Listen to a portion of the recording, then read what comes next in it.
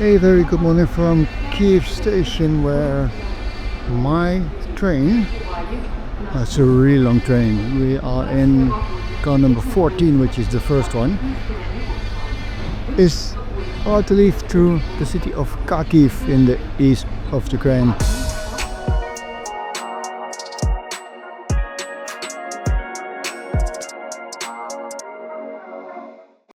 We are 20 minutes away from leaving. I can't pronounce it, but it says Ukrainian Railways. And we are departing from Kyiv.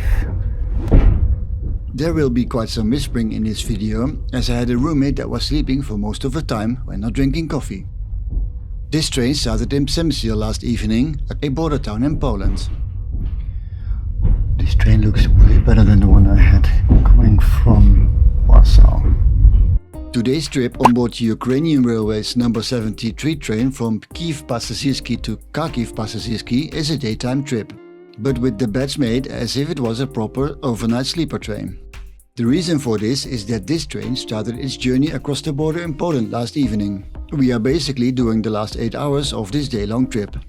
The number 73 train is currently no longer operating, but the trip can now be made with the 64 train that departs at 10:41 local time instead. The sun has come up.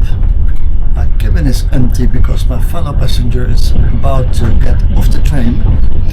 So I guess this is a good chance to show you around for a bit how my cabin actually looks. This deluxe cabin with 2 numbering systems comes with only 2 beds for 2 passengers. Much more space per person than on the Kyiv Express train I used to travel to Kyiv a few days earlier. There is ample space to store a big suitcase right under your bed with room left overhead. 2 fluffy pillows, a fleece blanket and linens are provided, and you can order drinks from onboard railway staff. The window shade can pretty much darken your cabin, and the opposite mirrors create an infinity effect to play with. Passengers have personal headlights, but you need to share one power outlet located above the door, because that makes sense apparently. But also, there is a USB port here. You turn on the light first, and then you can use this one to have it bright or less bright. There is a sound coming from it. Maybe you can hear it. High pitched. This cabin doesn't have any curtains. It does have sliding blinds though. One is for bright daylights, and the other one is for nighttime rests. Okay, addressing the obvious elephant in the room here. Ukraine is at war with Russia because Russia invaded Ukraine, trying to wipe it off the map once again. I know, that's why I'm headed to Kharkiv now. Traveling here in these circumstances means no travel insurance will cover you in case something goes south. You basically have to assume you're on your own as soon as you cross the border. I know that sounds pretty harsh, but you can't really expect people around you to lend a helping hand when you need it. That said, people do want to help, from getting on the right train to telling you places to really avoid outside of the obvious ones. Outside of this, Ukraine still offers what you see here, and you still get to meet people just like on any train really. And you know you can just use Google Translate if you're in need of the chat, right?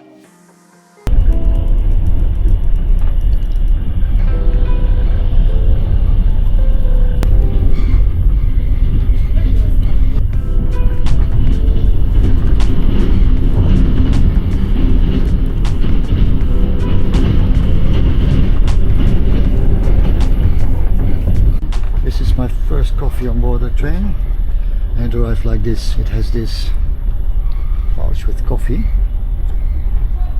and also comes with sugar that says Slava Ukraini. That looks beautiful. This is the town of Myrhorod. Also a transit point for a few trains. Passengers running.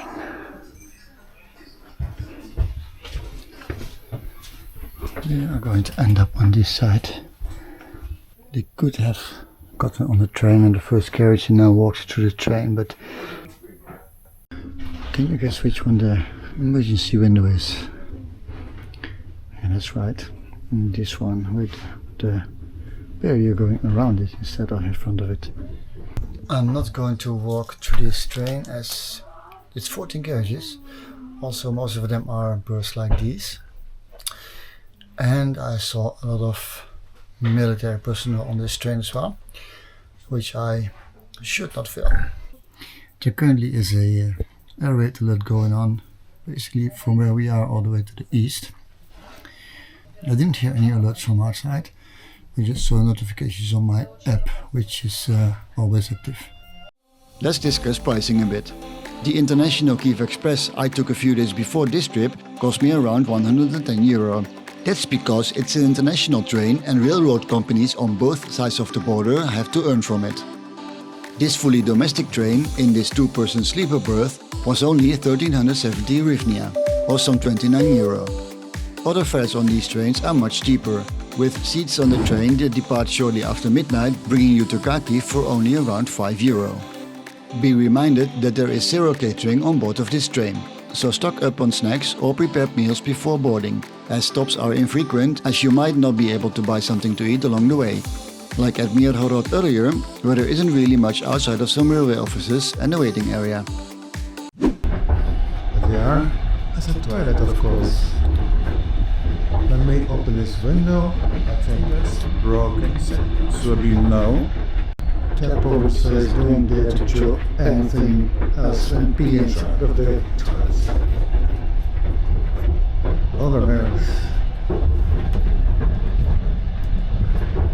So not a toilet with you, but a toilet anyway, and it's, see, it doesn't smell. Don't throw bottles in the toilet. It's been a while that I've seen it paved throughout.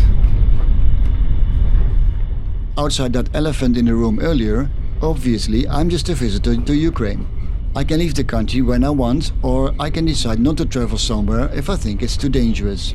That's the luxury almost none of those in Ukraine have because of various reasons. The main one them simply being Ukrainians. That said, in between real-life air raid alerts that enter my phone at least a few times a day, and being on a sleeper train for hours on end, being able to just stare through a pane of glass, I can observe everyday life, how different or similar that might be from peacetime Ukraine. My plans to visit Ukraine stem from the early COVID-19 lockdowns. I still have a folder named Ukraine when the world reopens somewhere, with all kinds of screenshots of things I wanted to do.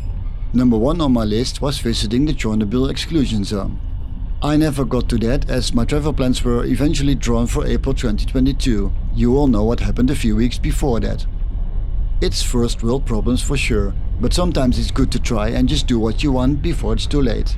Will I ever visit the town of Pripyat? I don't know. I don't care either, to be honest. I made it to Ukraine anyway. We are somewhere on the way to Poltava. I can't show it on the map as my GPS coordinates are scrambled. It is quite hilly here, but the fields look stunning, look. And we are leaving the train station of Poltava.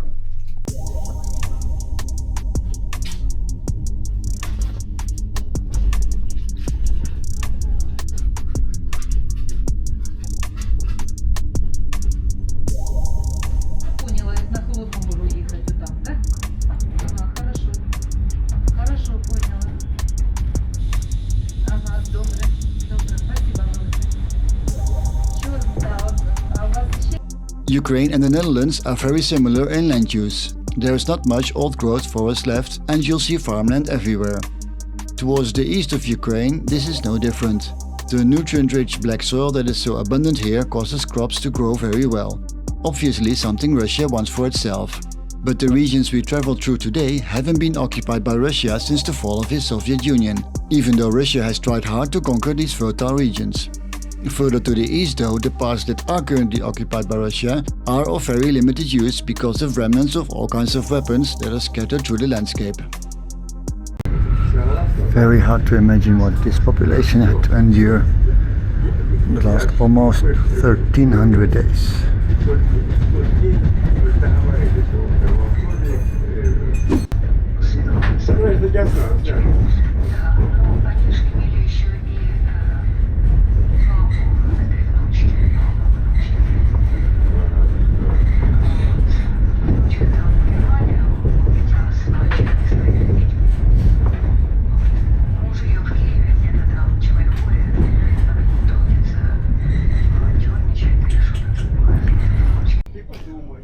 boarded up because most likely it has seen an impact.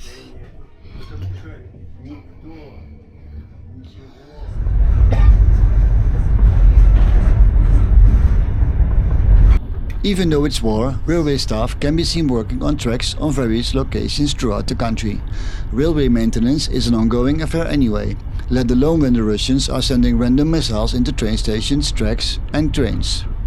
We are rolling into Kharkiv now, and are making our way to the final destination of the number 73 sleeper train from Poland, namely Kharkiv Passenger, Kharkiv Pasažierski train station. For me, it's just a short trip to a hotel in a residential neighborhood at some 30 kilometers from the border with Russia. For over 1 million others, it's their hometown, almost under daily attack by Russia, just as many other places in Ukraine.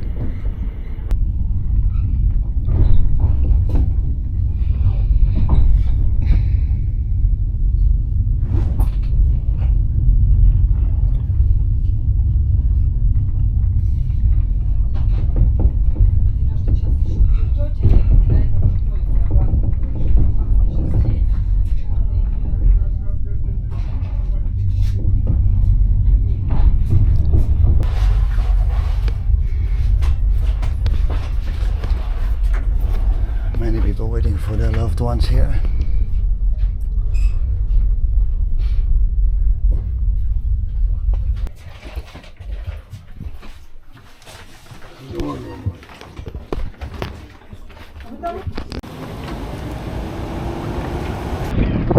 This is Kharkiv.